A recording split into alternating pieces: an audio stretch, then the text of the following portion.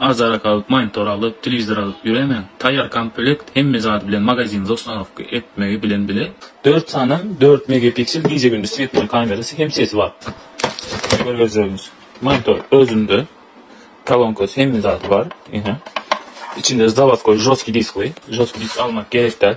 İçinde zavodskoy 500 GB jostki diski bilen gelir. Öz kamera bilen. Bunun yine 4 tane kamera online çatma için audio vakit var, ictimai vakit var. Onu hem çip hem takıp böyle addelini. 2 tane hem USB vakti var. Yine 4 tane 4 megapiksel gece gündüz svetli kamerası hem sesi var. Ben size çatıp abzor edip göreceğim. Kameramızın abzorunu. Azara kalıp monitor alıp televizor alıp yüremen tayar komplekt hem zat bilen magazin zostanovka etmeyi bilen bile çile zararı yok, nagruskası yok da kaymalı. Bakın azan çıkandı. Yine kaç sırasını böyle geçeyim. Yine alışı, izobraşanyası, ülyalı yine.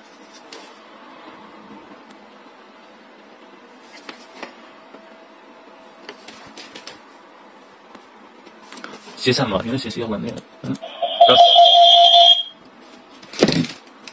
Alışındaki içilik kemçiliği yok kameranın. Funksiyonası yedik yine böyle de koyup böyle.